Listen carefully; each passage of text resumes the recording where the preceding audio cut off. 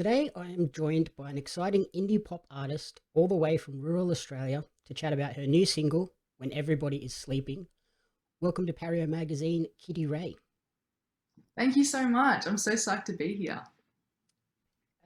So before we sort of dive into the single and chat about that, can you tell our audience a little bit about who you are and your creative journey so far?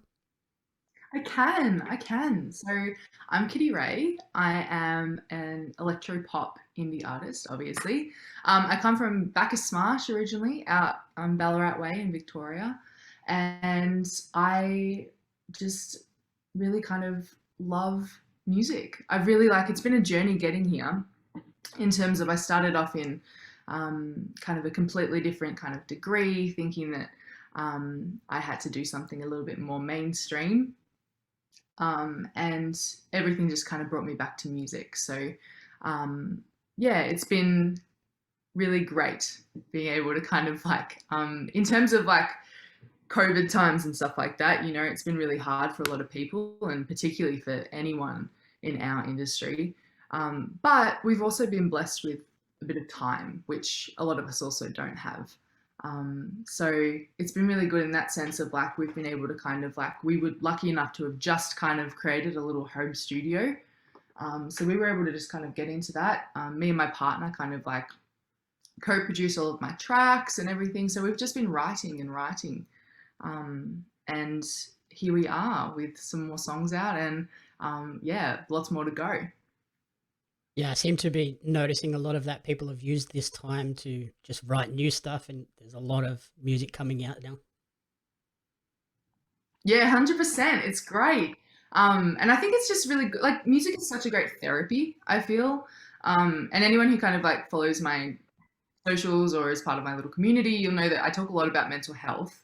And like I struggle from depression and anxiety, and music is just such a fantastic way to kind of process all of that. So I think, oh God, sorry, Oh, something something fell really down. loud just bounced outside.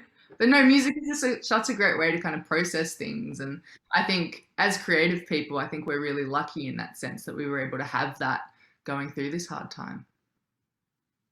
And you mentioned sort of doing a uni degree, but coming back to music. Was music something that's been in your life for all of your life early on as well? It's interesting. My family aren't musical at all. But because of that, my dad was very much like, let's get her into music, really wanted to know how to play an instrument. So that was really nice of him. So I was put into keyboard lessons when I was really little and hated it. I hated it. I would apparently, I like to dispute this now, but apparently I used to just like sit in my lessons and like not want to do anything and didn't like it at all. But as I got a bit older, I started to fall in love with it through school. We kind of like had a little mini music program, and that was really great.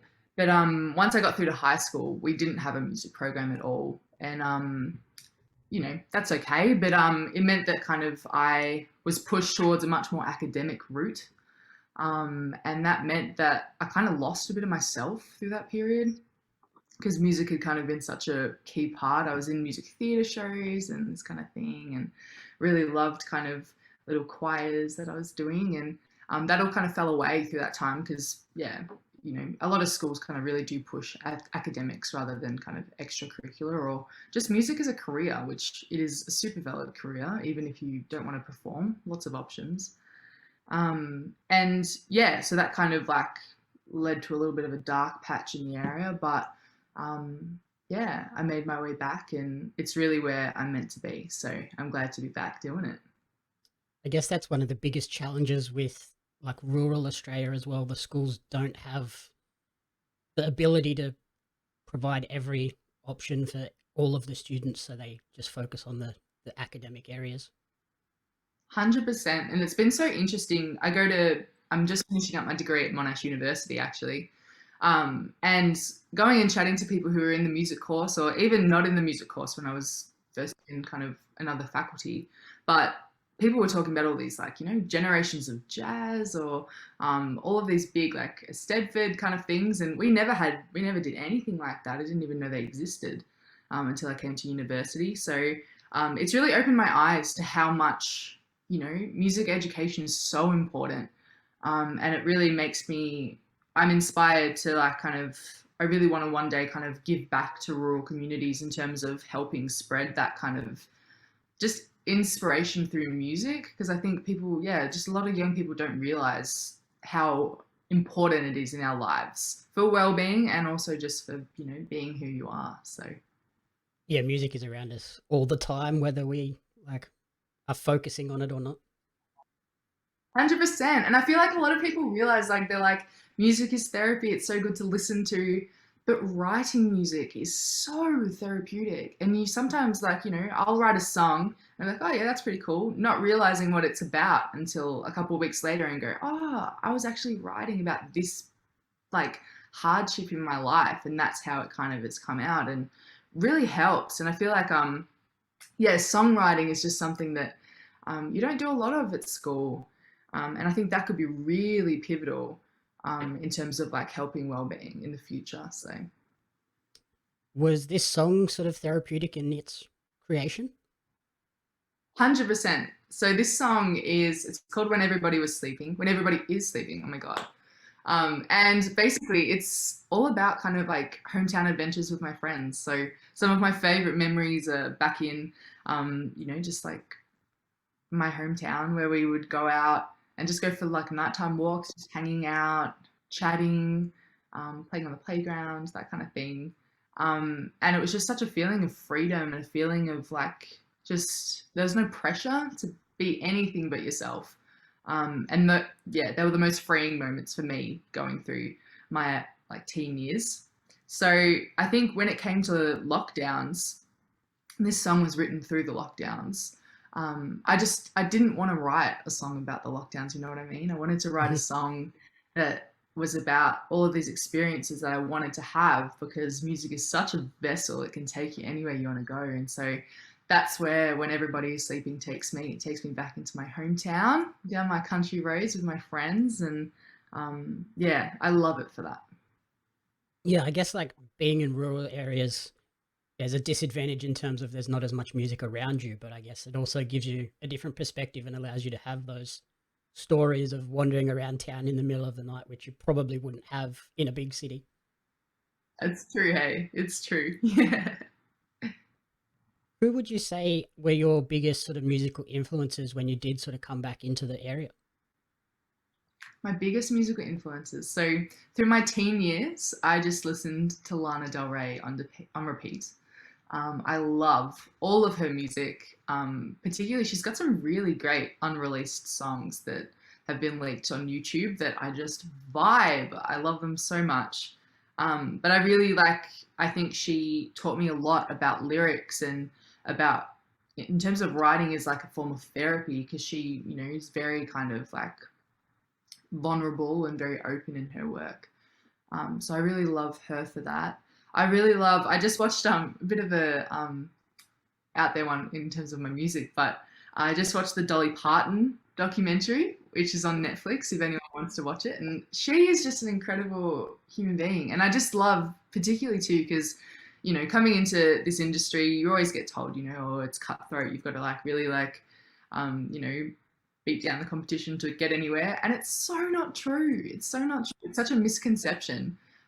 You get places by being a nice person and by building a community and networking and that kind of thing and just being nice to people can get you so far. And Dolly Parton really does show that. She's just such a beautiful person and she does a lot of work in terms of like she's created like children's libraries all around the US in terms of helping people like learn to read and this kind of thing. And just, yeah, I really like her work ethic and I really hope that I kind of share that as well. I want to be like her.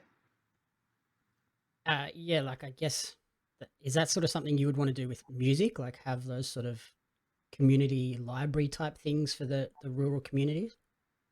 I can imagine something, I feel like it would be related to songwriting with me and some sort of like rural, whether it's like workshops that happen regularly or something that just kind of like, yeah, brings songwriting and actually creating music more to rural areas, because I think that's just so valuable. So yeah, I could see myself doing that one day. Yep. And yeah, you talked about the songwriting process being therapeutic. Are there any songs that you've sort of started to write and then gone, oh no, this is too much. I need to just step away from it? I have quite a few songs where like I'll come up with a really cool chorus or I'll come up with a really cool verse, but they'll just be like the other part I can't quite crack yet. So I've got a few kind of half-baked ideas in the works, but yeah, so it does kind of happen like that. You put ideas away and come back to them, and sometimes they like become even better than you could have ever imagined that first time. So that's really cool. Okay. And at the time that we're speaking, the single has been out for a couple of days now. How has the response been so far? It's been so cool. Literally, so I had a single launch on the day of the release, and like the song had been out for what, just under 12 hours. And there were already people singing along to the song at the gig, which is just like, that's crazy to me. So that was like the best kind of response I think I could have ever had, is people being able to sing the words. But yeah, no, I've had some really lovely messages about people really liking it, and I'm here chatting with you, which is great. And yeah, I'm just really excited to see how it goes. We'll keep pushing it. Yep.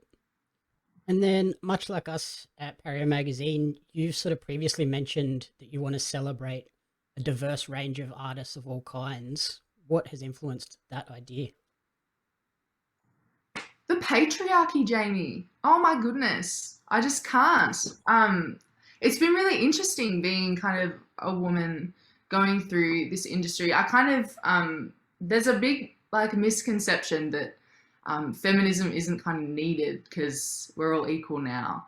And I do admit I kind of fell into that when I was a teen. I kind of thought, I feel very equal. I've always been kind of a confident, assertive person. So yeah, it's like I hadn't really understood what it was all about until I started gigging, and suddenly, I was the only female on most of the lineups, and that's just in indie Melbourne.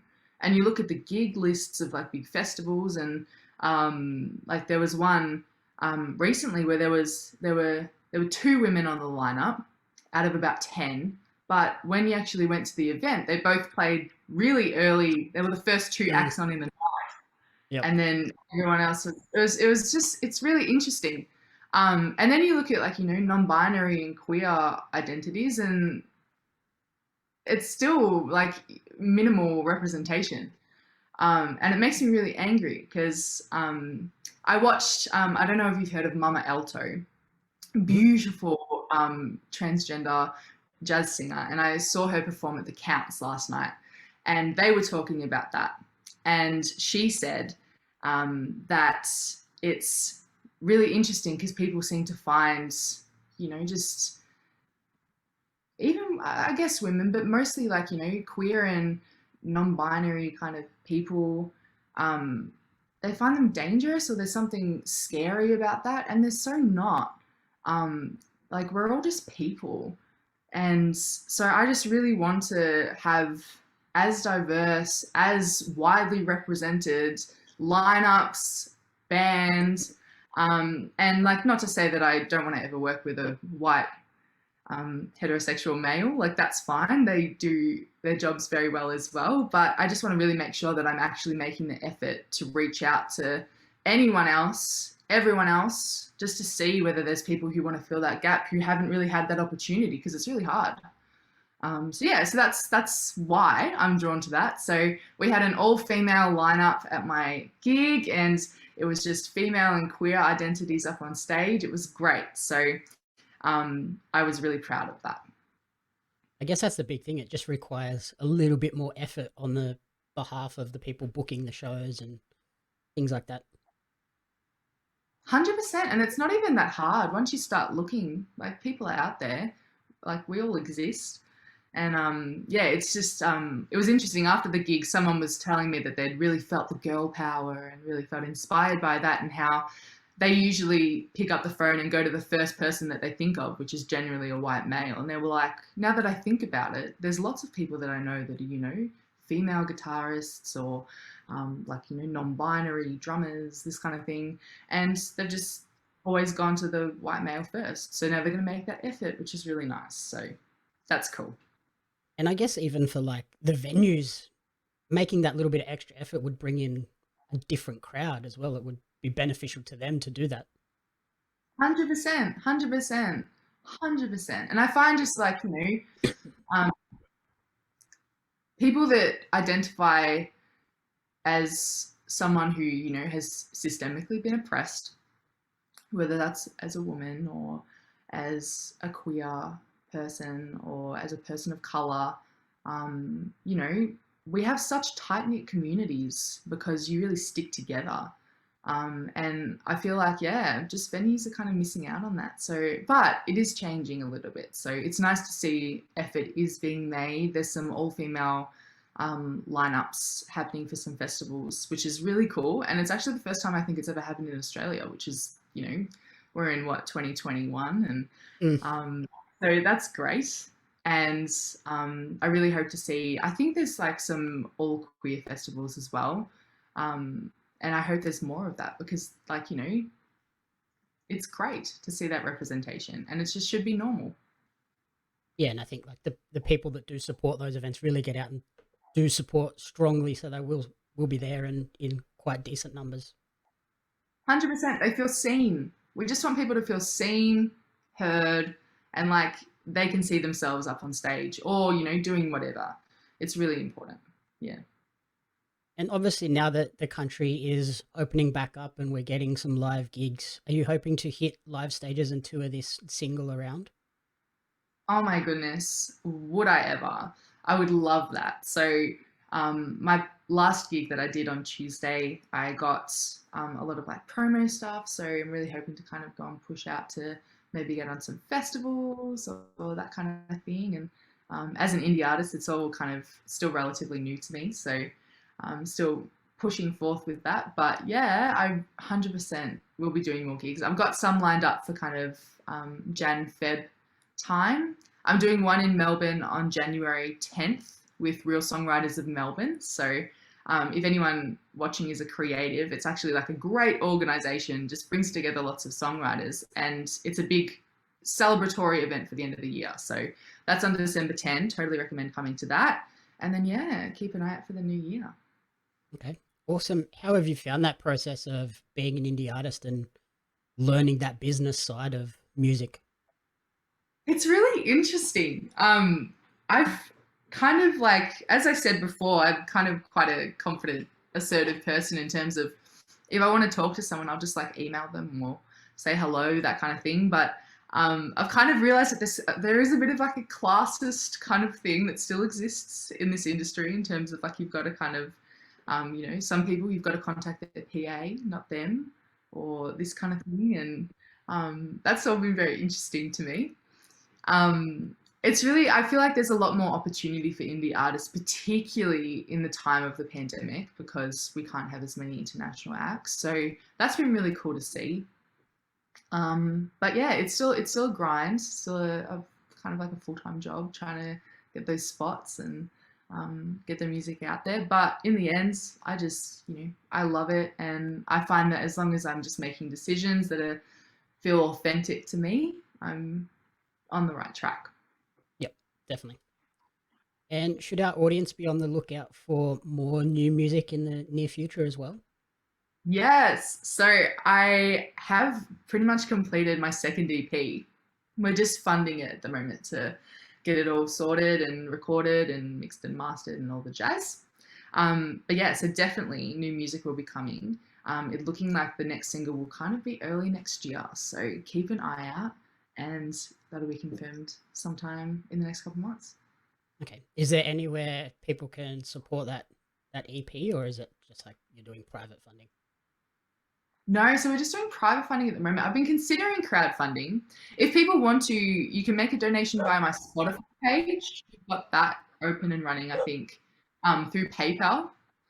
So Kitty Rae, check it out.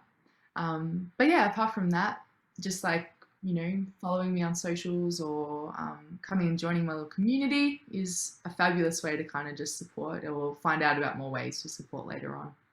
Okay, perfect. Where is the best place for people to stay up to date with you and your creative journey?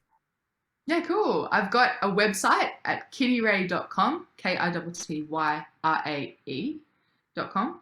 And then all of my socials are just Kitty Rae Music. So if you type in Kitty Rae, you should be able to find me. Fingers crossed. Perfect. That's the way to do it. Nice and easy for everyone. Yeah, it is. It is. Alrighty, that's everything I need. Thank you so much for taking the time, and good luck with future releases and that show on December 10th. Thank you so much. I really love what you're doing at Pario. So thank you for having me. It's been a pleasure.